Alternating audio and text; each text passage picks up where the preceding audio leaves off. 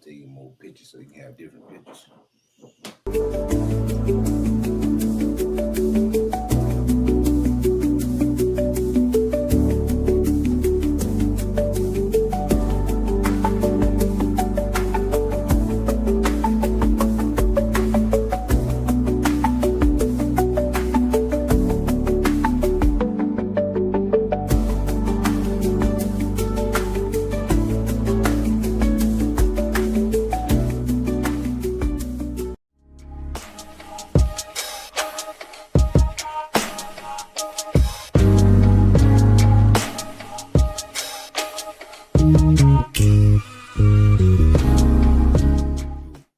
Agreement. Although it's not in the sense legally binding as we think of it in the natural sense, it is still a binding agreement. Positive role model, bringing them up the right way. But also, just because they're your children, you still have to respect them. Because if you don't, they'll grow up and not want to respect you, and they won't respect you. My sister going to remind y'all tonight, and through God's word, it's okay to go through the storm. That completely, he shifted my life. My life shifted, like it changed, like drastically. So for me, when I gave my life to Christ, it's some people I had to leave behind in the world. Come on. Because I didn't want to be a part of that world anymore. Don't mean that I didn't love them or I didn't care about them. It's just I couldn't hang around you like that.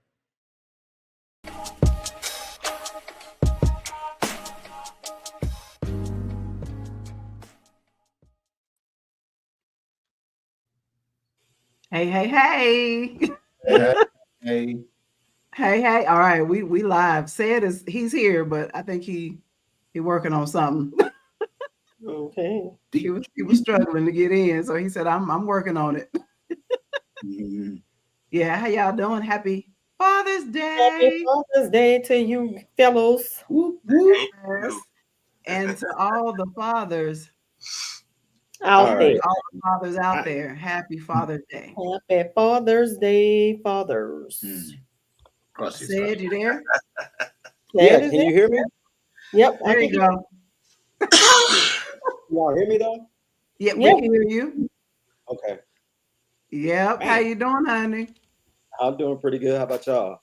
We doing good. Good. Good, man. Oh, y'all, look, these men looking good. I see y'all. We see y'all. If I can get some extra light. Hold on. Okay. Well. Yeah. Right. Y'all do a little something. Y'all do a little happy Father's Day to all you handsome men, baby girl. All right, niece. Thank you, niece.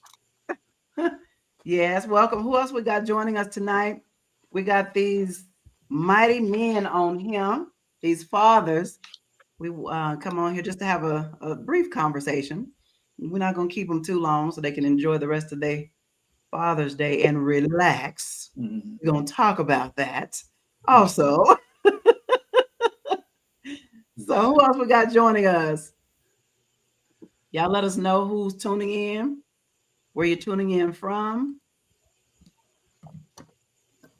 We're not going to be long, but we're going to be strong. Mm-hmm. Right. Period. All right. So before we begin, we want to say happy Father's Day to you guys. You got invited on here because, for one, you're just amazing fathers. We hear a lot. We celebrate moms, mothers all the time, right? And a lot of times our fathers do not get the recognition they deserve. So we just wanted to honor y'all today and say thank you. Yes. Mm-hmm. Thank you. Thank you. Yeah. Thank you for being that father. It takes, I read something, but it says it takes something to be a daddy, but it takes even more to be a father. Mm-hmm. So I like that. I can't remember exactly what it was saying, but I was like, oh, ain't that the truth? Because you got a lot of them out here that are not fathering. They're not, doing what they're supposed to do. But we appreciate y'all and we love y'all so much. Look, they go, Mama. Hey, Mama. We see you. Happy Father's Day, handsome men and fathers. Yes. Empowered. We got empowered to win leadership. Okay, we got dad. What, bro? What's on your shirt? We see y'all. My shirt says legend since 1972, husband since 2001, daddy since 1988, and G-Paw since 2007. Already. I'm an open book. That's what we're talking about. Representing very well, right? All right. So I want to just open us up with this. You guys listen to this. It was very powerful. It's a poem that someone wrote. What makes a dad? I'm going to say what makes a father. God took the strength of a mountain, the majesty of a tree, the warmth of a sunny sun, the calm of a quiet sea, the generous soul of nature, the comforting arm of night, the wisdom of the ages, the power of the eagle's flight, the joy of a morning in spring, the faith of a mustard seed, the patience of eternity, the depth of a family need. Yeah. Then God combined these qualities. When there was nothing more to add, he knew his masterpiece was complete, and so he called it Dad. So that's so powerful. I was like, oh my gosh, I need to read this to these fathers, because the part, as you guys see me pause for a moment, where it says the depth of a family need. So the joy of morning in spring, the faith of a mustard seed, the patience of eternity, the depth of a family need. So thank you, fathers. But I do have I think sis might have some questions as well, but we're gonna go on ahead, and because we're not gonna be long, we're not gonna keep y'all long, but like I said, we're gonna be strong, right? There's some things that we wanted to ask y'all as fathers, right? So let me say this. Let me say this. Well, we'll wait till Sid come back, because I want y'all to hear this. I think I said it, bro, already. You go, okay. So y'all listen to this. It's okay to be Superman. Excuse me. It's okay for Superman to take off this cape and allow Clark Kent to show up. Hey, sissy. It's okay for Superman to take the cape off and allow Clark Kent to show up. What do you think that speak? What does that speak to y'all as fathers? I'm gonna let y'all decide who wants to go first. Say it. Oh, okay, bro, you just gonna jump there and just put that out there. Hey, we was waiting on him, so yeah. Right. Go ahead, lead off, baby, lead off. Right. Well, I think it's twofold, right? You know, when in reality, the one who was pretending was Superman. You know, he was, you know, trying to fit in on Earth when in reality Clark Kent was the real superhero anyway.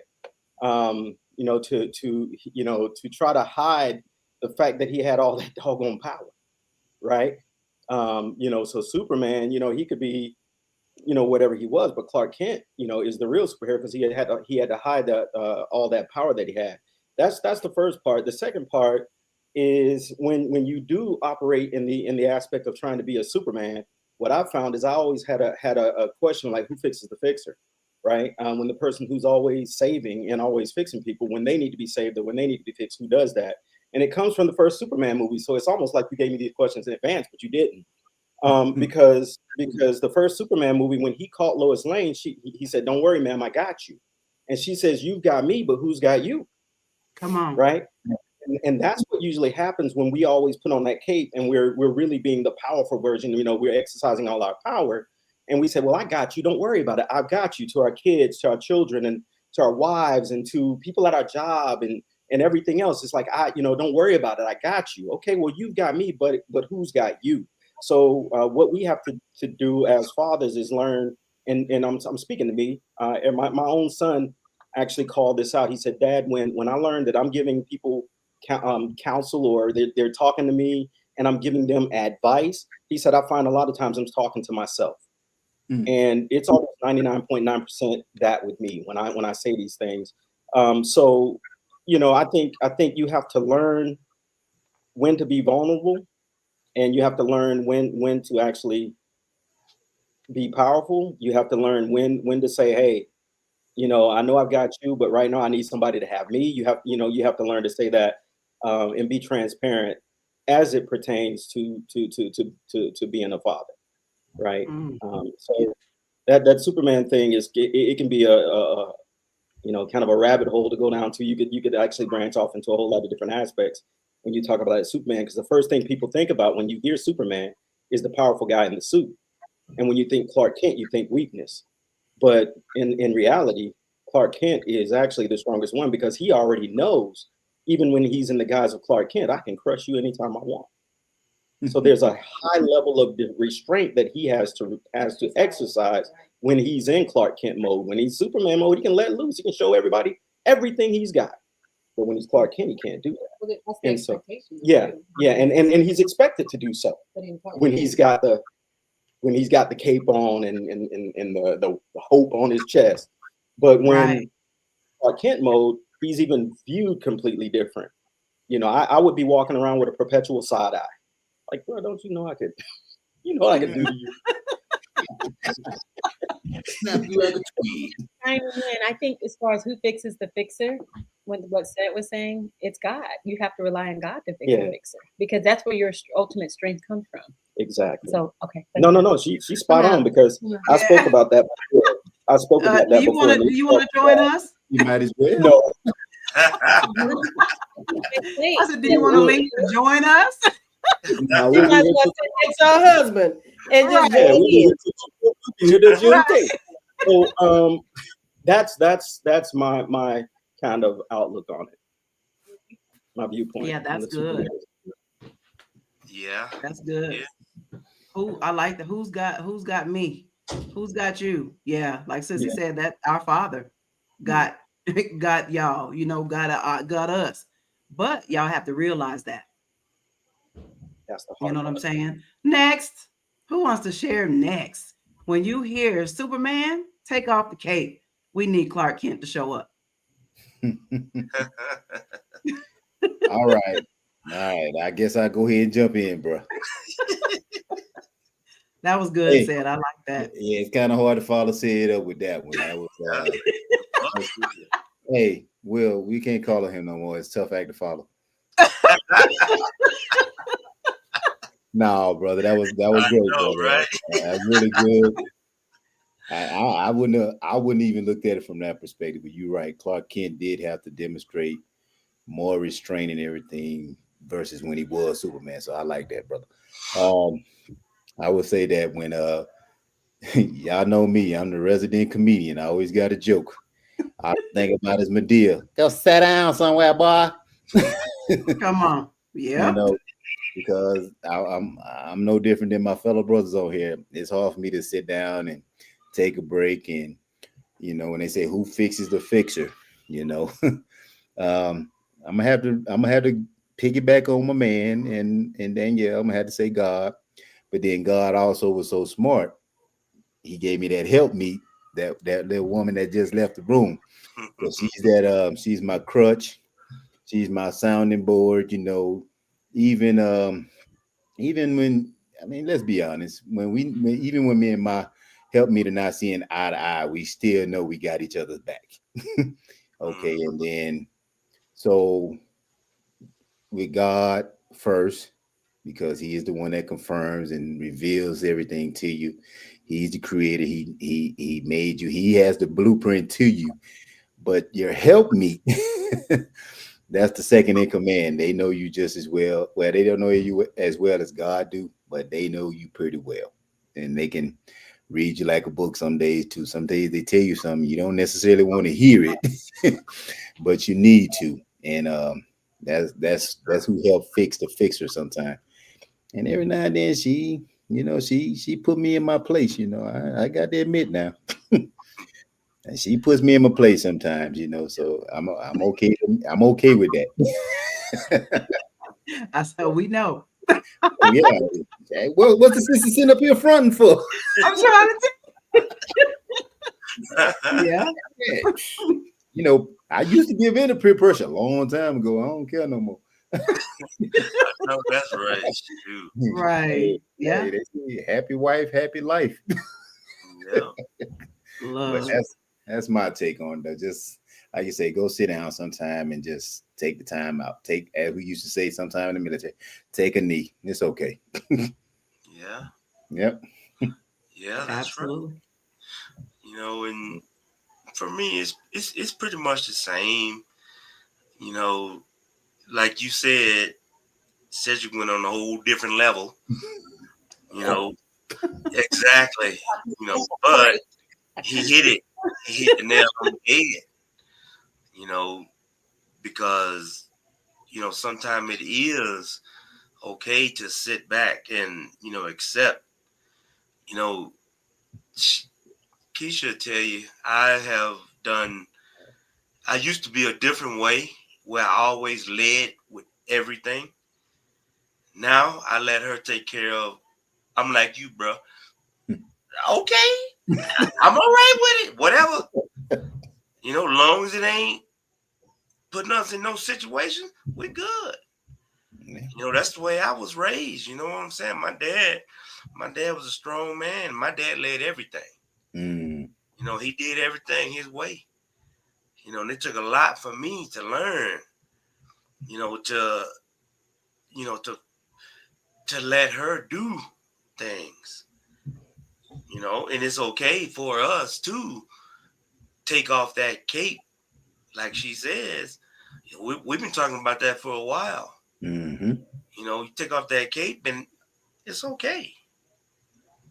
It's okay to be, like you said, Clark Kent, but still knowing that he is the one that has all the power.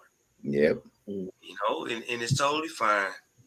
It took a long time for me to get there, man, because I was raised a different way. My dad had say on everything. But he was a hard man. That's just the way it was. And that's the way I was raised, and that's the way I was, because I didn't know no better. We all get raised a certain way, then we take those things with us. But it ain't always the right way. Right. It may have been right during that time. Yep. But then, things evolve. Things change. People change. Yep. World changes. But just like Cedric said, it's totally fine. It's totally fine. Take that cape off. Hell, sit back. Let Wonder Woman handle it. Yeah, exactly. Yes, baby. Good comeback, brother. Hey, I'm just saying, man. Now you said that, right? All I can think about is Superman had a cape on, but Wonder Woman had a whole invisible jet. That's right. Yeah. Well, you really got the power. Come on now. Yeah, that's right. Later on, she didn't even need it. You fly. Yeah, that's right. Look, that even speak volumes. Okay. Wonder Woman had that jet that just showed up. Whole jet. And it's totally fine. Yep. Yeah. A lot of men, man, are lost though, man. People I talk to every day are lost. They have no idea. Culture, different cultures, that you meet, they think a certain way.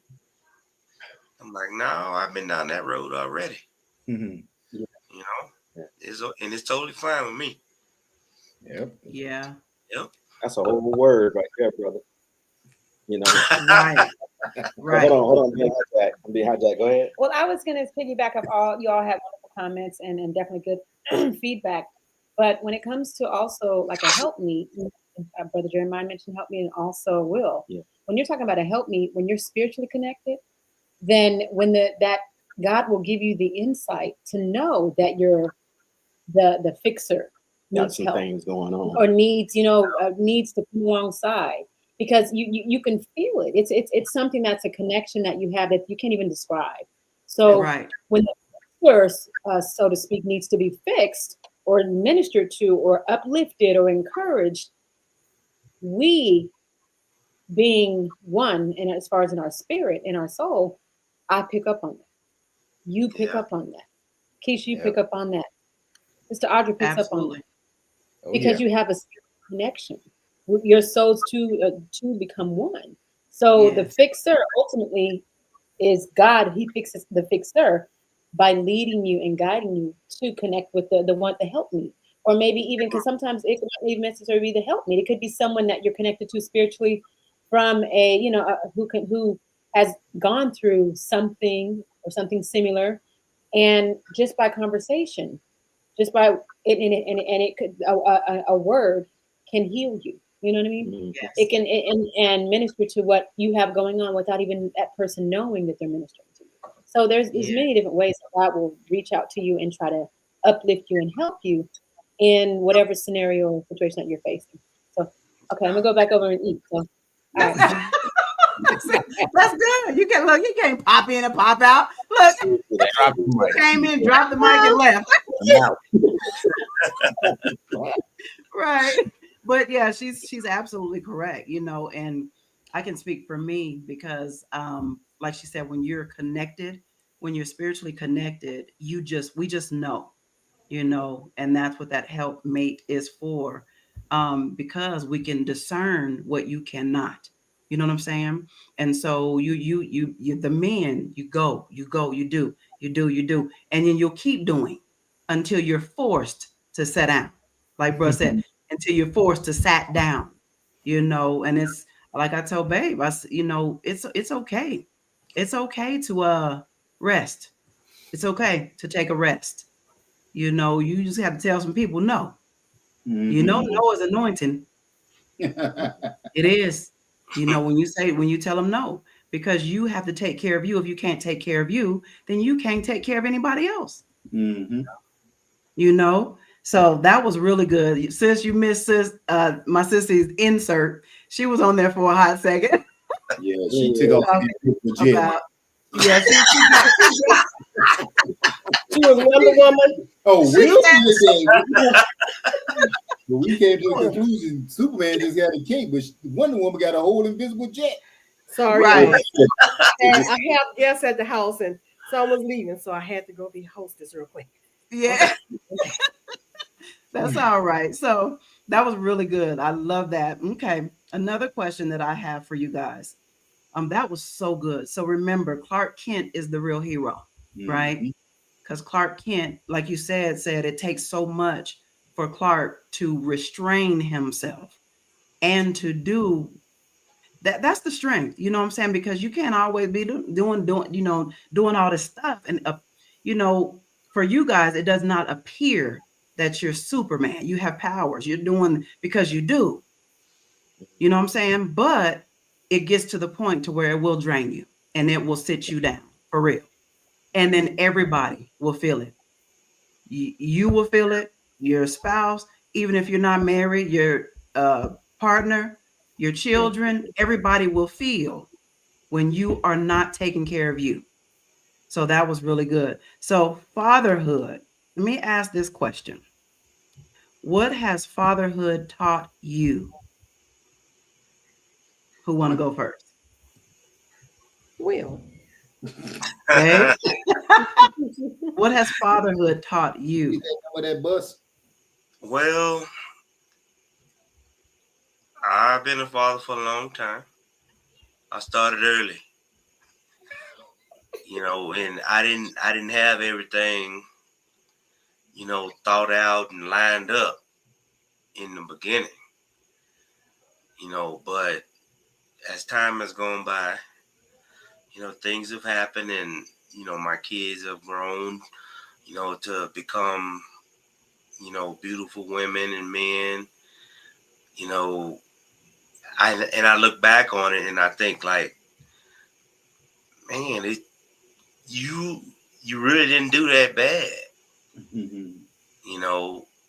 Even though it took me some learning to come from the old school, to the way things are, you know, like I said, my dad was really hard on me, and it was totally different than the way that I do things now. You know, but when I first started out, you know, I was pretty much walking in his footsteps. You know, so it means a lot to me to be able to do things different, and I could see, you know, the difference that it makes. You know, he was hard on me, made me the person that I am, and I'm thankful for it. But I do understand that, you know, times change and things aren't the same. You know, especially when you're dealing with, you know, little girls. Things are totally different. You know. You know, so you know, it means, yeah, I know, right? Hey, I got three, man. I got three. Yes, yes. You know, and it took me some time to get where I am now. You know, as a man, you know, to be able to say, you know, okay, you know, I tell baby now, you know, she's always been the one that, you know, laid back, you know, and then now I'm telling her woosah. You know, it's I promise, you know, it's, you know, things are different. You know, you grow and you get older and you realize, you know, what's important, you know, and things change.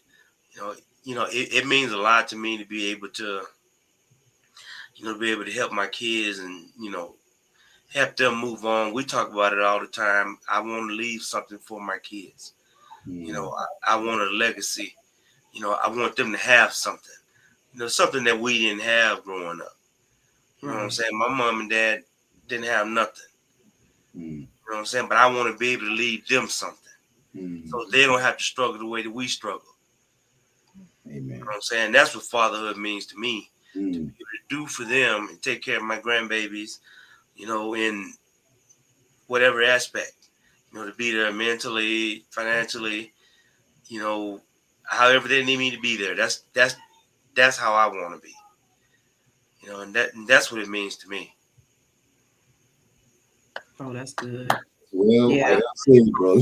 Well said. And before we move on with the other fathers, you said when you have girls, that's powerful because what would you say, babe? Because you had to learn how to speak to the girls versus your boys. What's Yeah. different with that? What you have get from that? You have to, because the girls are more sensitive. You know, and I got three of them, and they're totally different. All three of them are totally different. You know, and they're more sensitive. You know, when it comes down to, in the beginning, it was pretty much the same across the board. When it comes down to the boys, you're raising young men, black men, especially when, you know, with the era we came up, we know ain't nobody can give us nothing. You know what I'm saying? That's what I try to teach my son, my stepsons, and nobody can give you nothing. You know, all the people that are close to me, you know, my brother-in-law,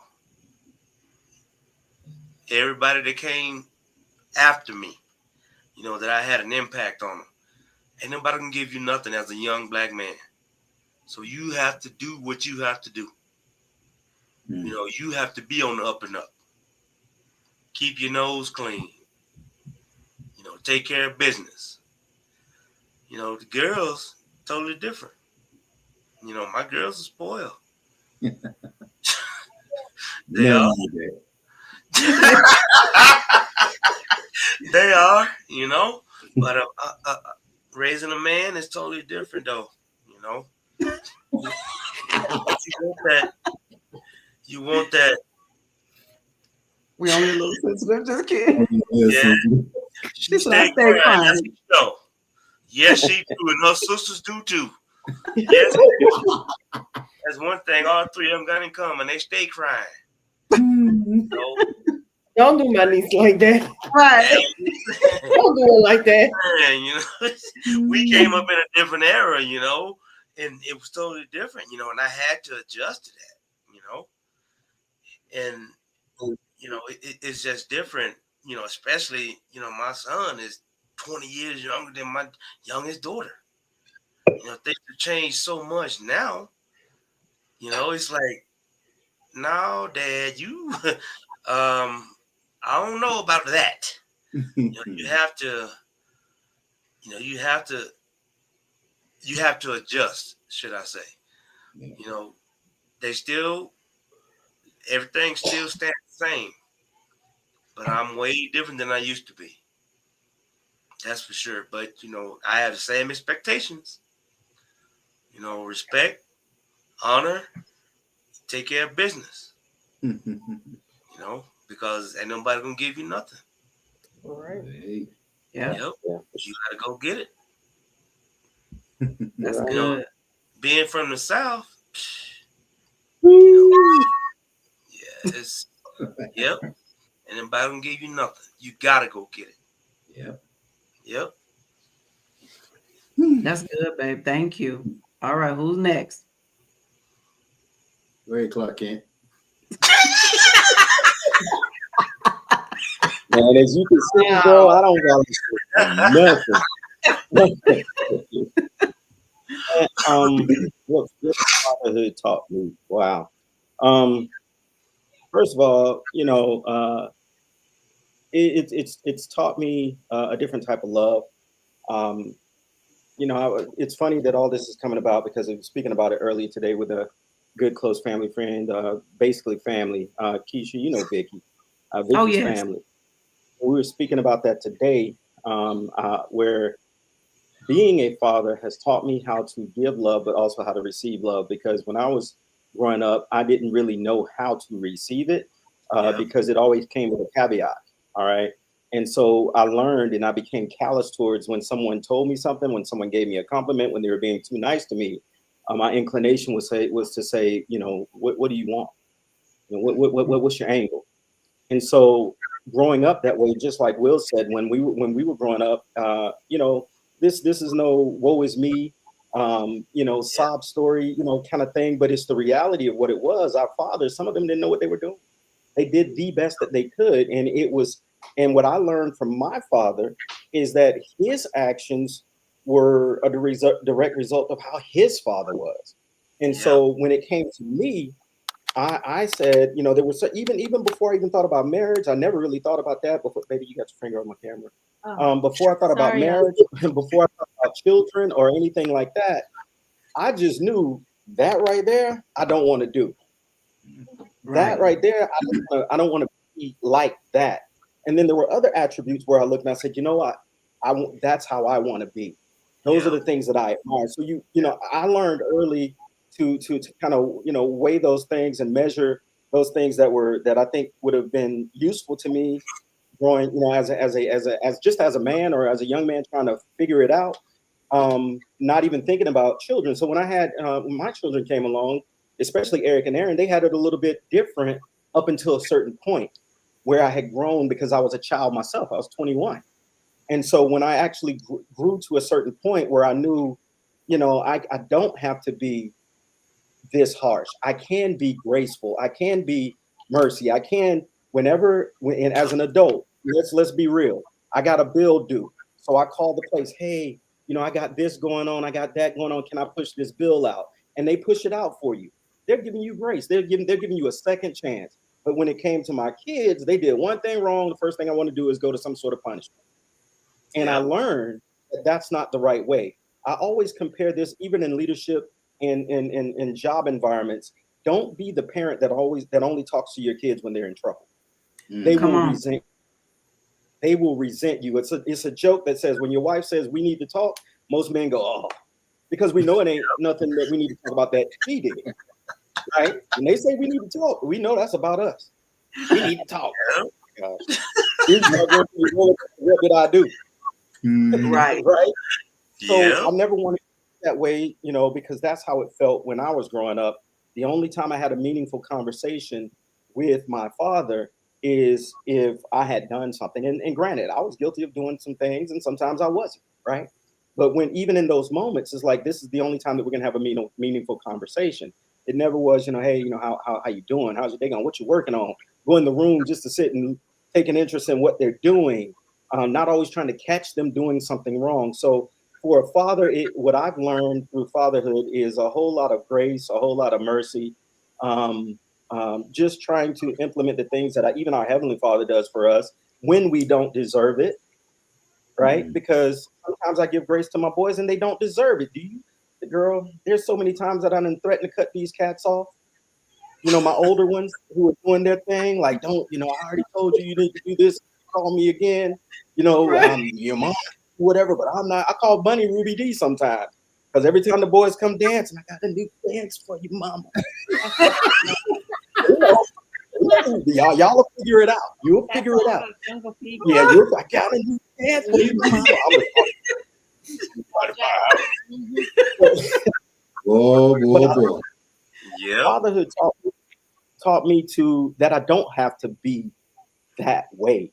And I learned as the boys got older. Now Terrence is reaping the full benefit of that new improved, and it's usually like that. The first child is the HE double hockey sticks.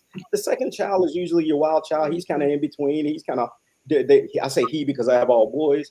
And the third child saw what went on with the older boys and like, so he grew up with them being there's such a big age disparity that he learned a lot from what he saw them going through, and he was already to this point. He's like, nah, I don't want to do that. But there's still so many things that I still have to teach him, Right. And so I think what fatherhood taught me is you can take fatherhood, you can take marriage, you can take a lot of those things, just interpersonal relationships in general, and you can actually put them in the same bowl to pull from, some of these same attributes from that same bowl. Because I learned that it's okay for, speaking of Superman, for them to see me as a vulnerable person. When my boys got to a certain age, I would share different things with them because they see us as y'all ain't never did this and y'all don't understand. I'm like, bro, you have no idea.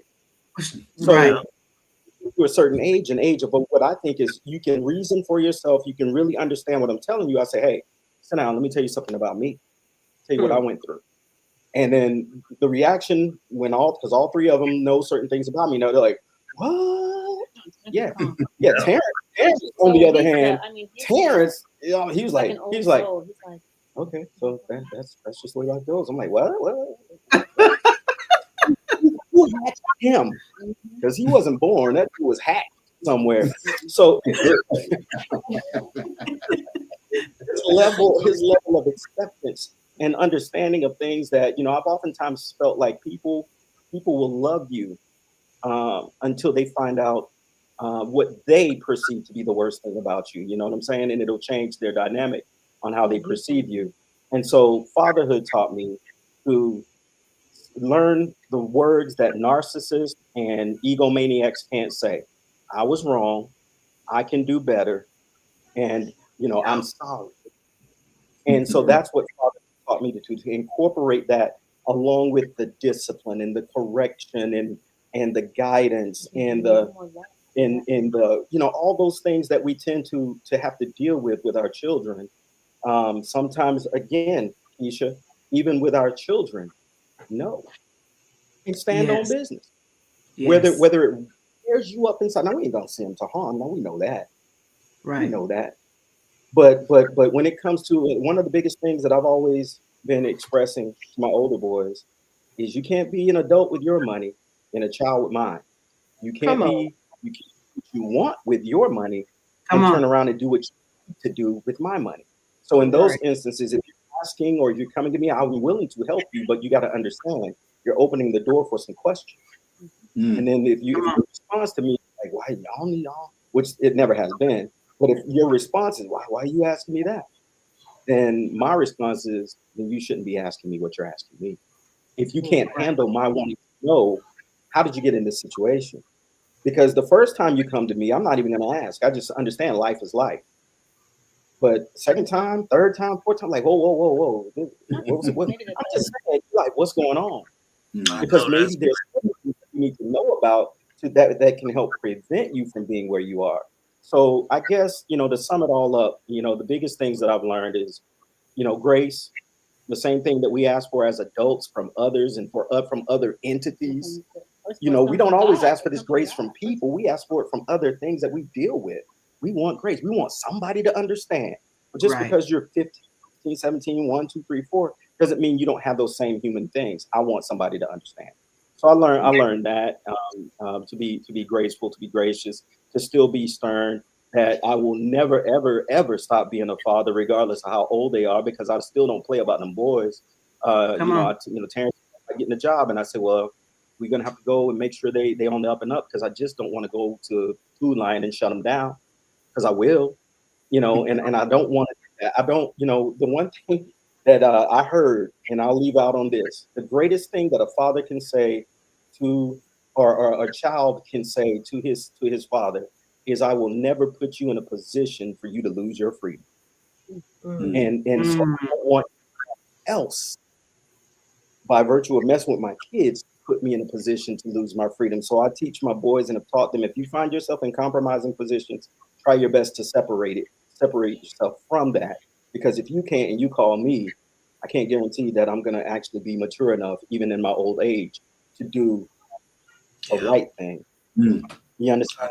So don't put me in positions like that. And so that's pretty much sums up like the learning aspect. We're continuously learning as a father. It never stops. At least for me, it never stops. I still see those boys, they're grown, but I still see them a certain type of way. And Will, I'm sure, and brother, I'm sure it's the same way with you. You still see them a certain type of way. You understand? And I don't think that'll ever stop. So it never will. I think we've also even said too that each child has a different personality and different, and you have to the approach to each child, whether it's a male or female, is different. So you can't use the same approach in rearing or discipline or in love, because they have different love languages. They have different spirits that God has put into that. And so because of that, you have to truly seek God in order to have a connection with that child in I guess rearing the child and teaching the child even as they become adults, and being a parent to them. How do I approach them? I'm not going to approach Aaron the same way I approach Eric. I'm not going to approach parents the same way I approach Aaron, because their love language and their connection and how they're receptive to receiving the correction, so to speak, or the love or whatever it's required is different. And so that's something that you always have to go back to God and you're like, okay, in this situation, how do I respond? Because I don't want to respond in my flesh as opposed to responding in the spirit. I won't respond in the flesh. Well, sometimes I respond with that. Ooh, baby, I like it. Oh, yeah, baby. I've been that dude. You're gonna get this one with no traces. It's gonna burn. It's gonna burn. This one here is again coming into kind of whatever. But it generally, when I reach that point, we've already been around the block a few times. You understand? This went by the time I'm getting to the point where I said, okay, this is where we are. Got your big boy pants on, put your belt on so they don't come down, because if this is it's about to get real. And and then still I find myself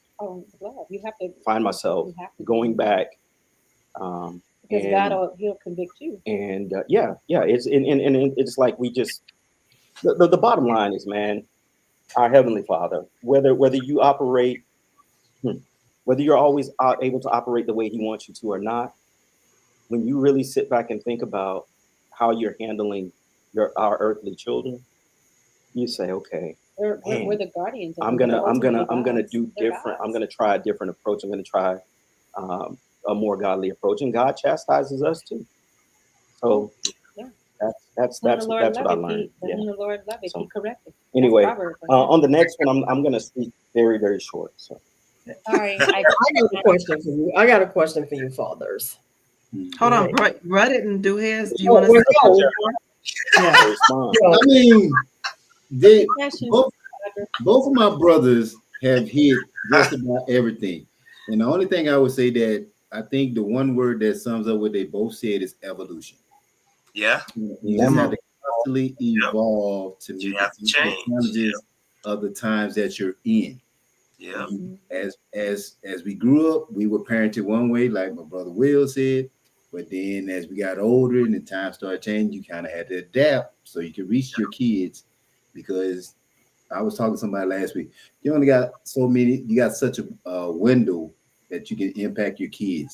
Because once that window starts to shrink, they're more out there in the world, and you want to already have that foundation laid with them where they can come back. And like we said about the girls, man, look. All my girls are different. All my girls are different. Praise But God. the one thing that they have in common, no matter how much I fuss, no matter how much I talk, whatever the case may be, they love this old cranky guy, and they know that I'm there for them, and they talk to me. Sometimes they have a hard time talking to me about certain things because they'll run it through her first, and she, you better go talk to your daddy. But in the end, they know they can come and talk to me, and I will hear them out. Now, once again, like bro said, say, hey, I'm gonna tell it like it is, okay?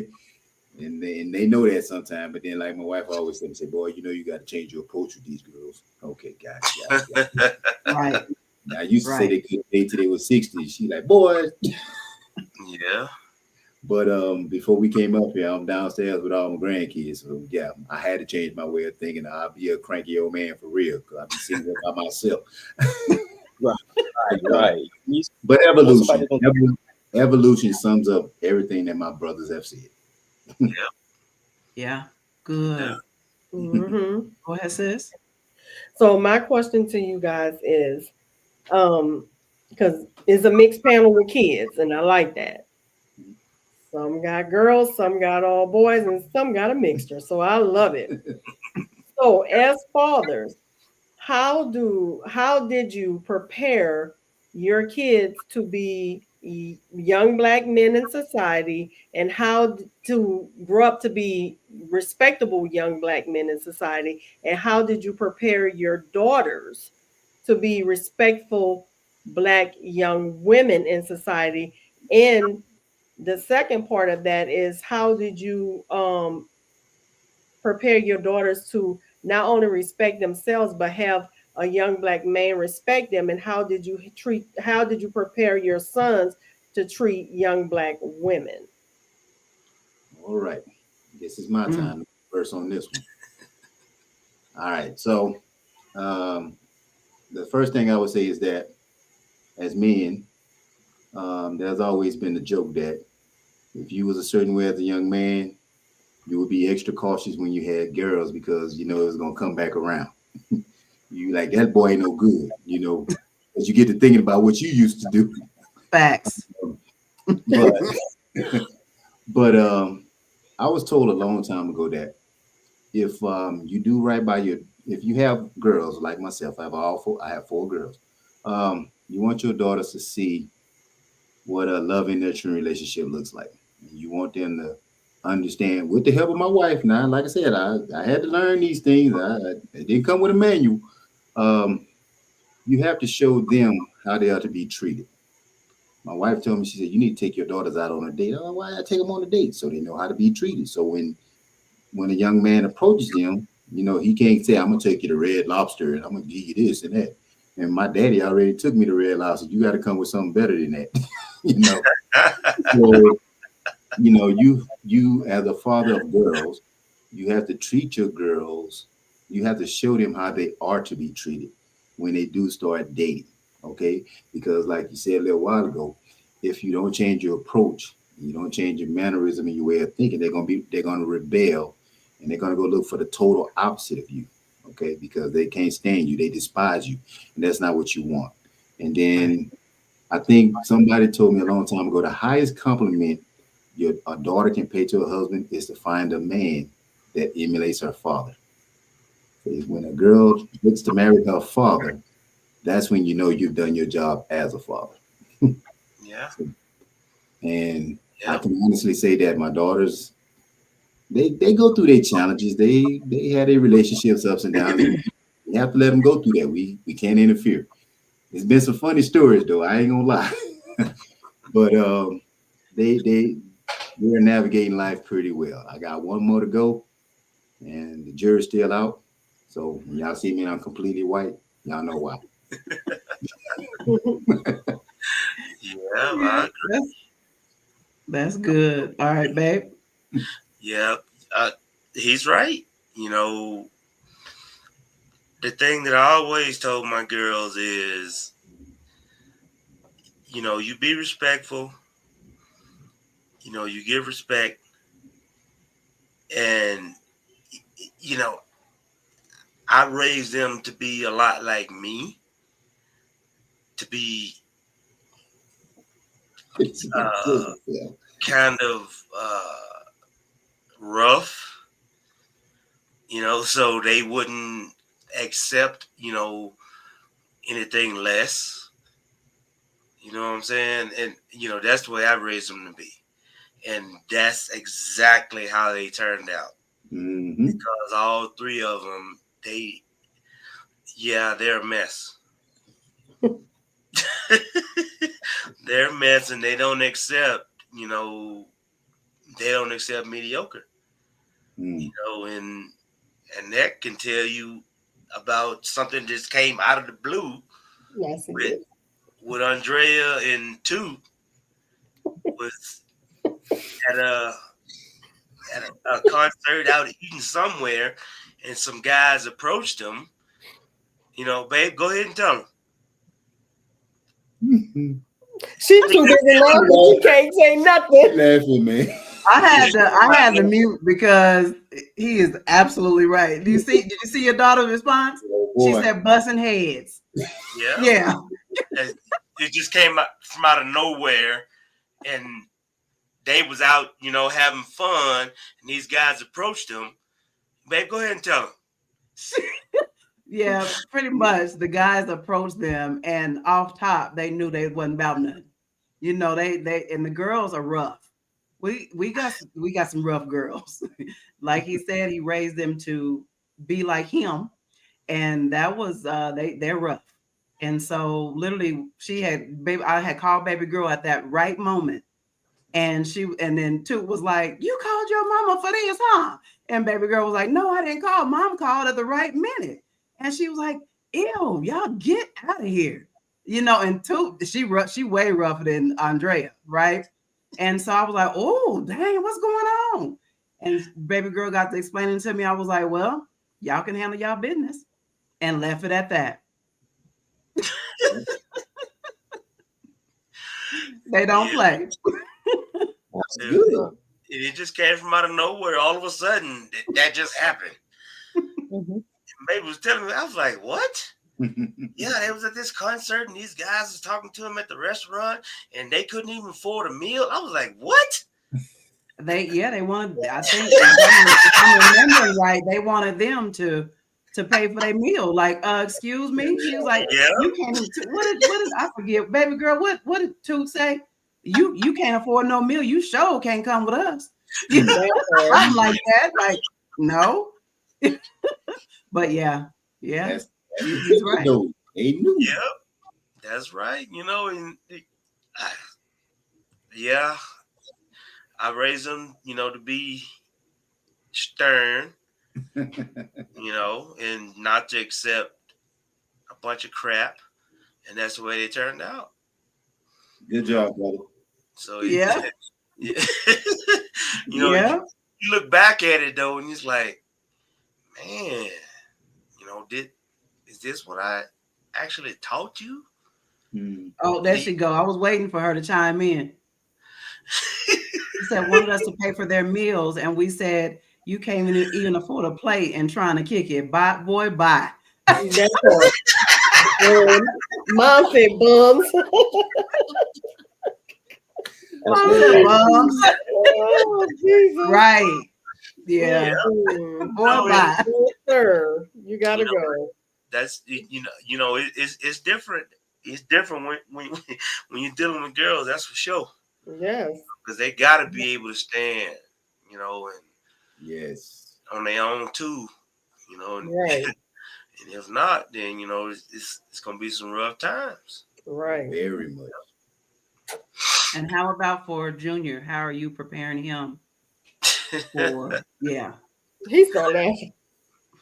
Hey, that boy a mess.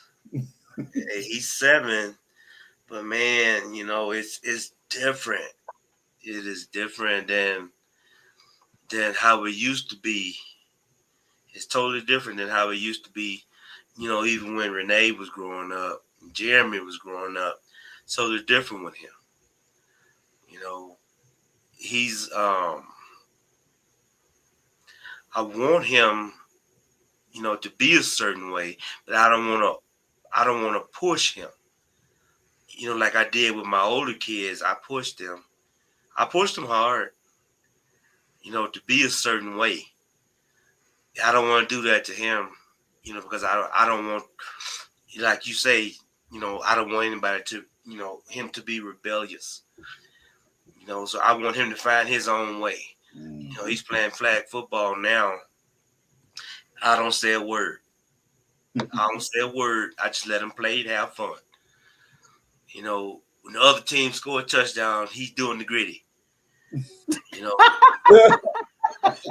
So, and I'm like, okay, whatever, man. Get back in the huddle. And it's totally different.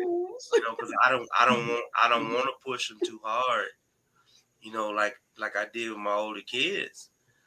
I just want them to grow up and live and be able to have fun. And it's totally different.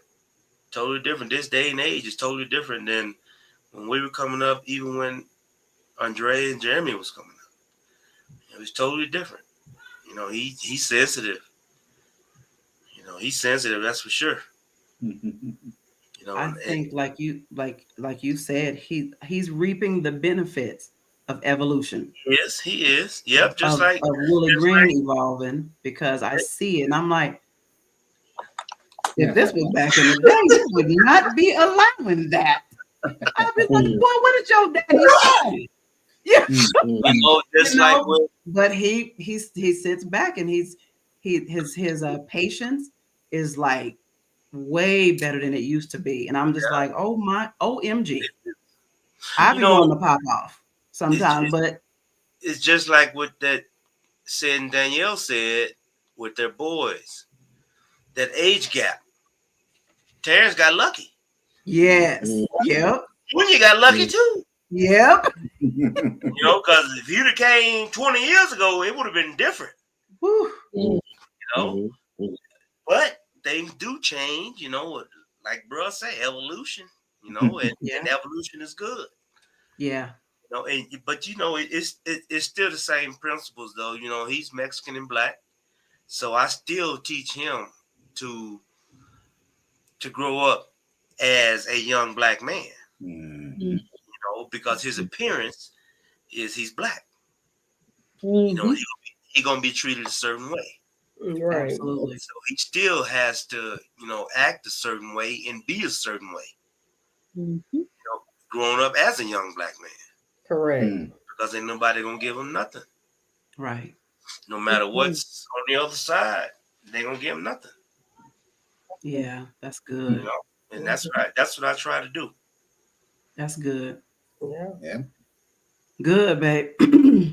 I get to see that and experience that firsthand because it's totally different from, like you said, 20 years ago. You know what I'm saying? With baby girl Jeremy, to TJ, I get to see Junior in this era, of how he's parenting him, and I was shocked. Junior, the other team scored and Junior out there doing the gritty dancing, and babe was like, look at him dancing.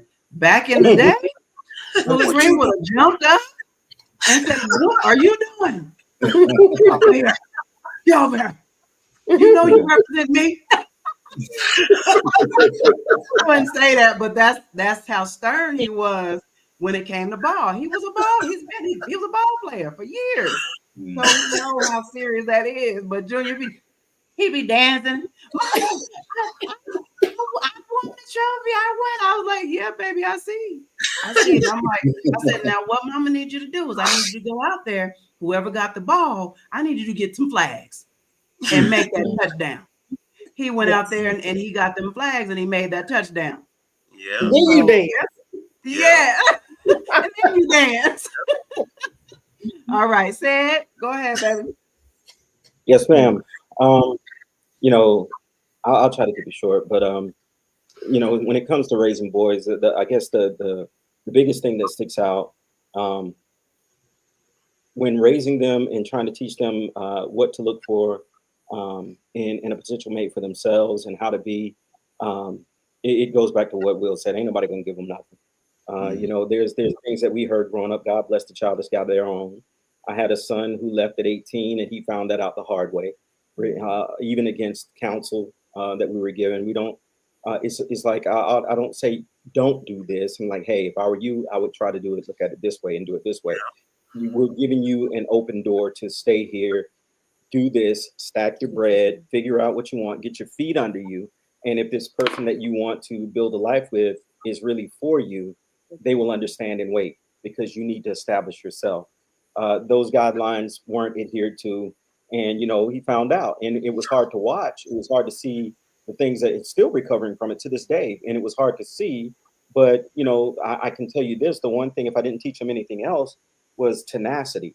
You know, the boys, as they, like I said, as they got older, they were able to see and understand things that normally in our households when we were growing up, you know, it could be a whole calamity going on. You about to get evicted, but you never knew because the way adults moved back then. You know, understand? That's how it was in our household. Now with discernment, there are certain things that we let the boys know. This is real life, man. Y'all are old enough to understand. So you can't run around here doing this and being wasteful because this is what we've got going on, right? We would tell them, you know, again, using discernment. So, you know, we establish first, you know, try to get something of your own before you even entertain the thought of going to ask some young lady, can you buy my meal? You understand me? Before you even entertain the thought of saying, you know, hey, I got a girlfriend doing this, dad, can I have $200? I'm like, what?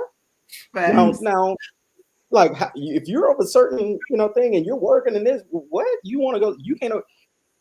If you can't afford to take this girl out on a date, can you even afford to have a girlfriend? So we try to establish that thought process. It begins up here with them because you know, yeah, you know, and establishing that thought process. And they used to like to use me and Bunny as an example. You guys got married. Mama was 19, you was 21. I said, but we both had established ourselves. We were both in the military. I wasn't in the military and she was coming alongside. She wasn't in the military and I was coming under her as a dependent. We were both in the military doing our own thing. And God brought us together. So we were both established. So the thing that I would say is I try, and you know, try is a big word, right? So to establish this in them, and hopefully they would carry it on into their adulthood.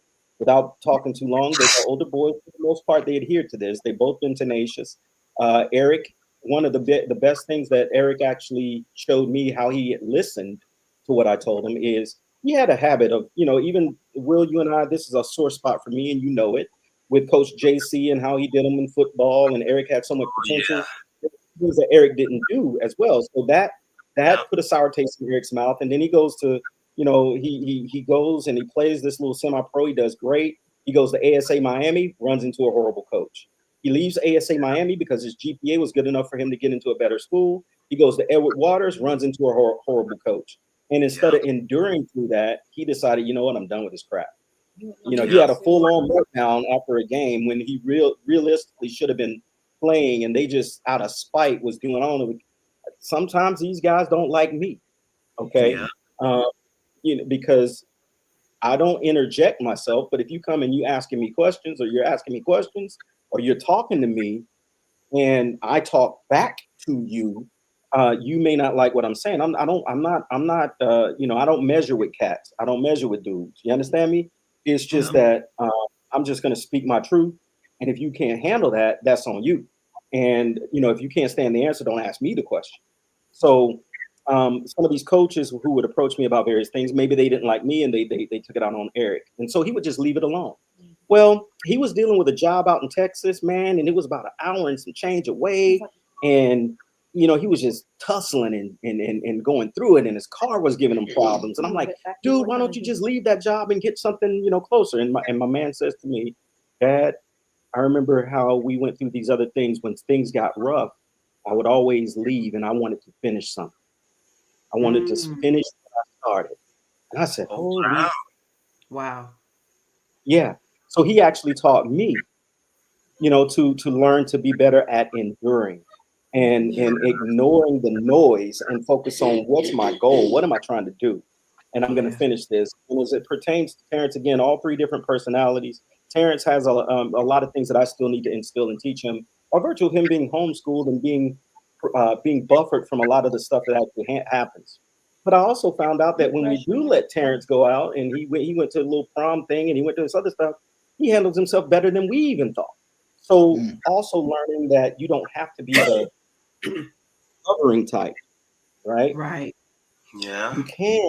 You can just say, okay, let's see. And if he gets into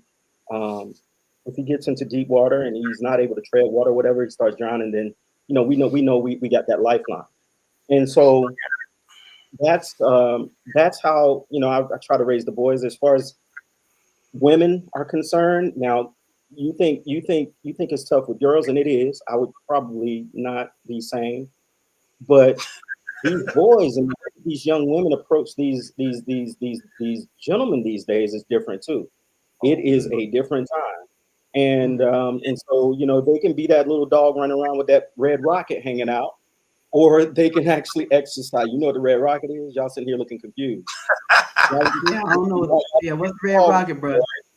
You know what the red rocket is? That little paint on, that lipstick. Anyway, they can be like that dog running around, running around.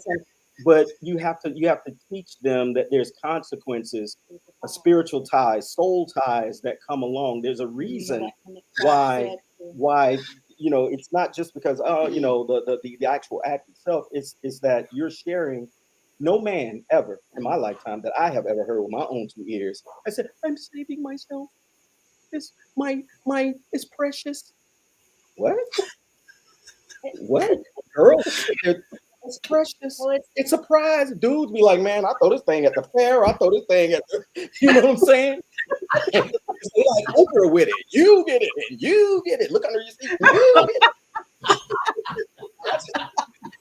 He telling the truth, though. He telling the truth, though. Yes. Hey, mystical setting. We put it on the track in a minute. So, men have to teach their sons to exercise restraint in that. Like, you cannot do, and you can't play with people like that either, because you're looking at it as it's another notch in your belt. But this person who decided to share that part of themselves with you may see it differently, and now you have to deal with the consequences of what comes along with that. It's bigger than just a moment of feeling some type of way for a certain amount of time. There's an aftermath, and with 3 boys, that's the one thing that I found to be hard to teach, especially with the older ones, man. Well, I come from a baby. I know you come from a biblical standpoint, but them older boys were like, I'll ask for forgiveness. Eric was a virgin until he was 21. He went to Florida, and I was like, and when that girl came along, and it should never have happened. And when she came along, yeah, and Eric figured out, there was some other things that you're like, hey, bro, so back your bus up, time out. You know what I'm saying? And then Eric has developed himself into some type of way, so his problems have kind of they've escalated. And the same thing with with Aaron. These boys they carry themselves a certain type of way. They are respectful. And some people, some young ladies, if they're into other things, it turns them off that they're the way that they are. But then there's others who are genuinely attracted to that. So trying to teach them to wait for a woman that's going to be equally yoked with them, not pulling in separate directions where, you know, you're pulling left, I'm pulling right, and we're standing in the same spot. So find Right. someone that, if you're pulling in a direction and you're trying to be successful, find someone that can hear that, that can hear what your actual life goals are before you try to talk about what your physical attractions and physical goals are. Come Right? on. What's your life goals? Right? Come Because the on. physical part, you know, there's going to be a lot of, you know, folks both, you know, that's willing to accommodate you. Mm-hmm. But when it comes to your, you know, don't look, you know, she's pretty, she's this and she's that. What does her goals look like though? What is she doing right now? Not because you want her to come alongside and help you or buy your meal, but Right. what are you doing to elevate yourself? And then as if we can Wonder Twins power activate and elevate each other, that's the kind of mate that you want to look for. And we've set a pretty good example of seeing pretty much everything under the sun between this woman and myself, where we even her own mother-in-law said, you guys are the kings of bouncing back. And sometimes I wonder, you know, I pray to God and I say, hey, you know, I understand that I must be tested and I have to, you know, we're all going to suffer for righteous and we're going to go through things. But I say, can I get a reprieve though?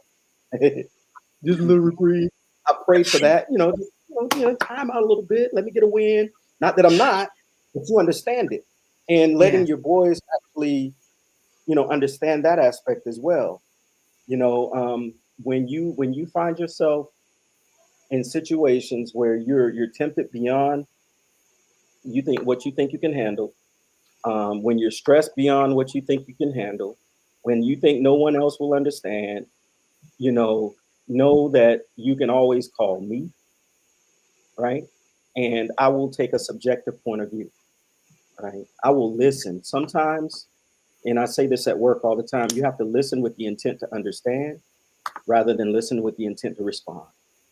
I don't need to be formulating my next thought that I'm going to say as you're speaking. I need to be absorbing what you're saying so I can truly hear you.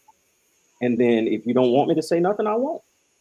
But if you say, hey, Dad, what do you think? I'm going to say, are you sure? You want to know?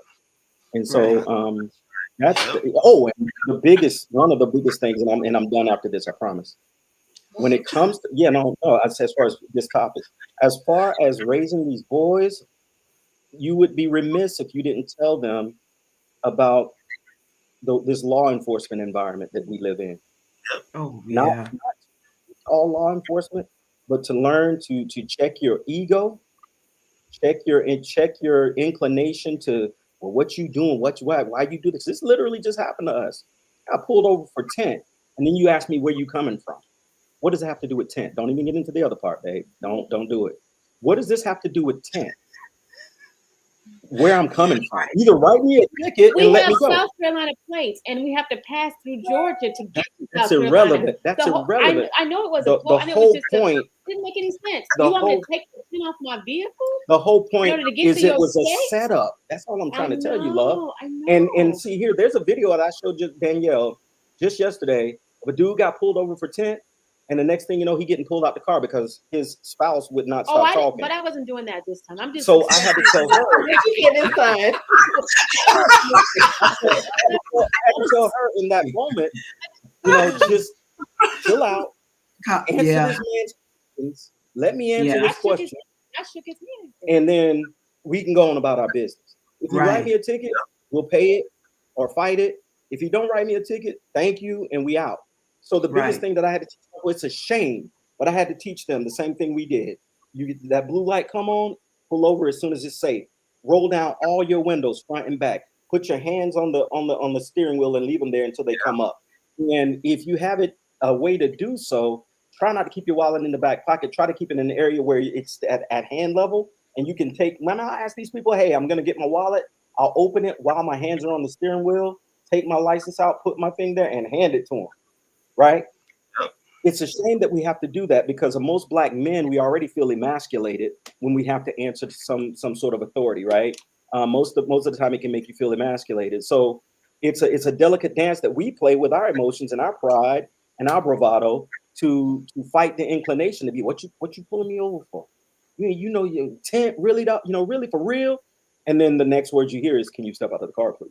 And you're like, "Oh Right. hell, here we go." That So, was not scenario. so no, that If wasn't God- our scenario. But if I'm God was saying in you it. teach. I have to teach and have taught my boys this thing.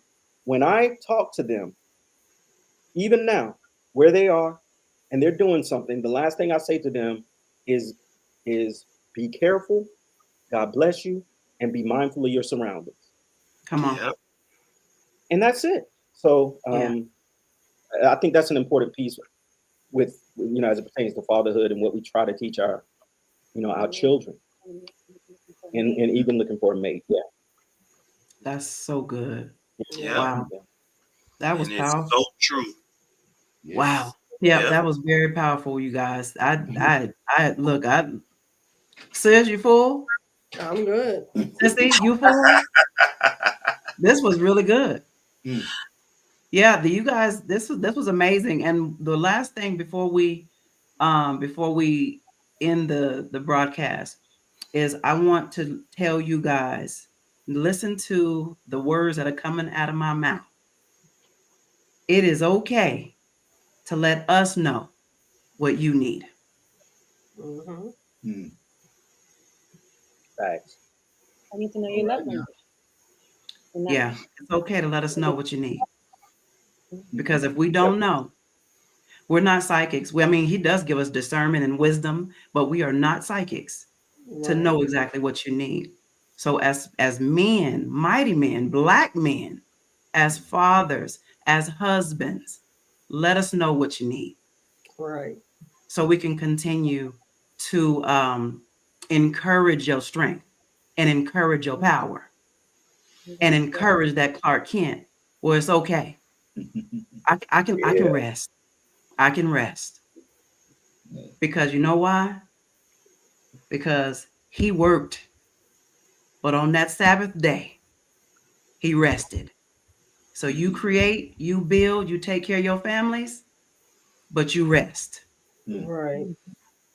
So that's how we want to end that. And it's okay to let us know. It's okay to let your guard down. Yes. It's okay to say, you know what? This is what's wrong with me. This is what's hurting. And mind you, June is men's Mental health. mental health awareness month is Yes. June. So it's important, you guys. It's important. You guys have done well. I think, praise God, I think our Father is saying, well done, thy good and faithful servant. You have done and you are doing well.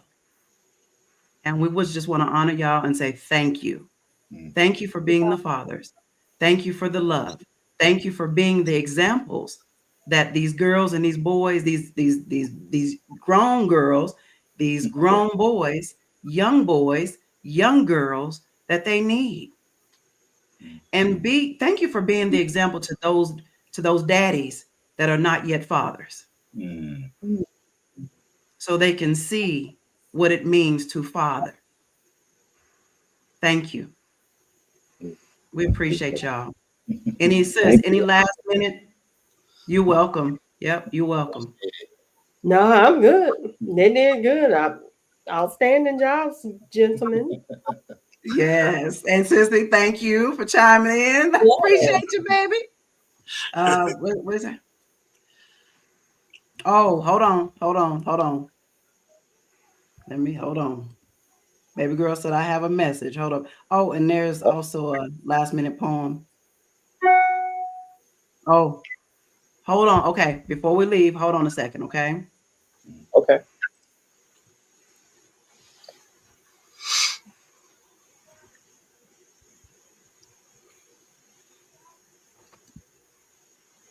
Now we all looking like what? Yeah, y'all just hold on. Oh, what I do? What we didn't do? No. Yeah, y'all just pause for a minute. Hold on. Baby girls, yeah. Let me see. Hold on.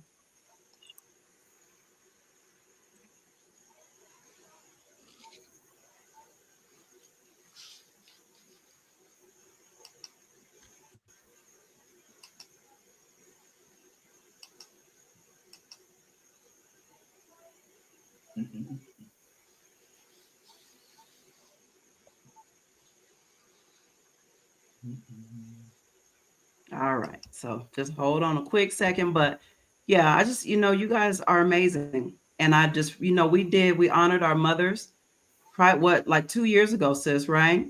Yeah. And we had not yet did one with the fathers. And I'm like, oh no, we got to bring the fathers on.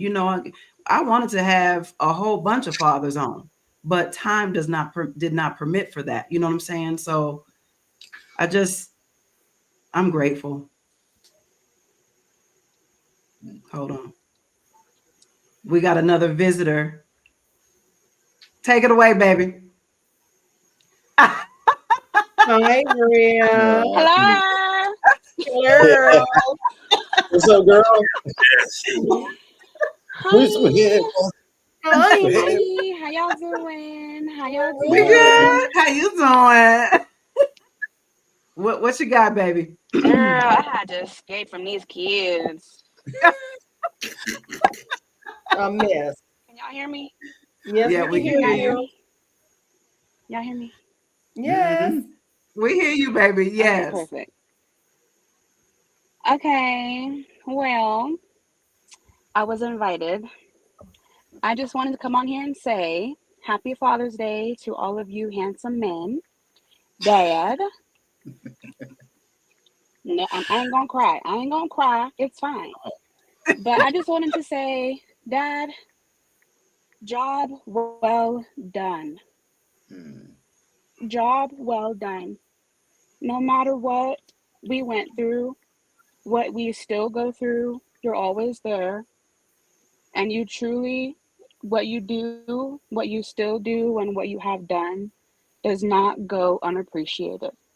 And I just want to say, job well done. I know you might have questioned a little bit, like, man, did I raise them to be that way? Yes, I can speak for myself. You raised me to be just like you.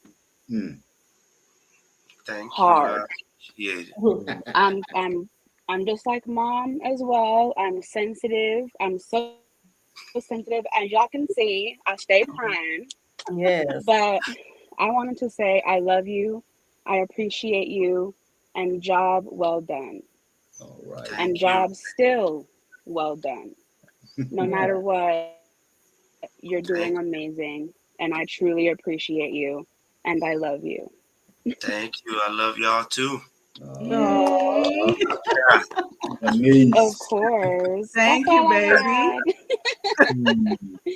That's all I have. See y'all later. All right. Love you. Yeah. Yeah, that was a blessing. So yeah, well done. Job well done, you guys. And babe, job well done. I can hands down, if anybody say, well, was he a good father? Is he a good father? Could never say that you didn't take care of your babies. Every step of the way, no matter what we went through, no matter what, you never left them. You never turned your back on them. You've always been there. And for that, as their mother, thank you. Thank you, Mama. You're welcome. Well, all right. Like I said, everything that, hey, that's one thing that my daddy he wouldn't have. I would not want to go to heaven and meet him again if I didn't. Right. Because I know he gonna handle his business. That's kind of man he was. Yeah. Yep. Well, you guys, we're so grateful.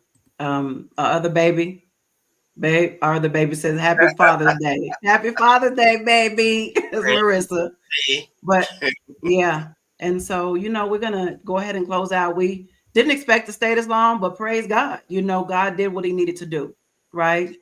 And so we thank you. We're grateful for y'all. Thank you for coming on and sharing, with the world, to listeners, people that you're going to encourage someone with what you said. Somebody on the other end of the spectrum is listening or will listen and be like, wow, I need to do better. Oh man, I'm doing all right. Mm-hmm. Yeah. So thank you, fathers. And then I just want to, before we go, this is it. And then I'm gone. We done, okay? But I need to bless y'all with this real quick. So listen to this. Happy Father's Day. May the Lord bless you from the crown of your head to the soles of your feet. May you be covered by the precious blood of Jesus Christ, shielded from harm and wrapped in divine protection.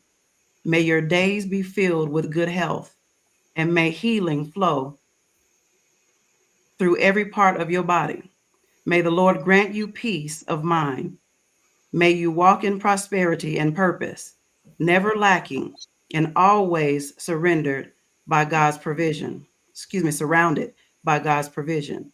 May your heart find true rest, your spirit renewed like the morning dew, and your soul anchored in his perfect love. On this Father's Day, may heaven rejoice over you, and may your life be a reflection of God's mercy, his strength, and endless grace. You are cherished, chosen, and called. Happy Father's Day, and we love you. Thank you, baby. Thank you. Thank you. Yeah, you're welcome. All right, y'all have a good night. Y'all stay put for a sec. Y'all have a good night. We love y'all, and thank you for tuning in.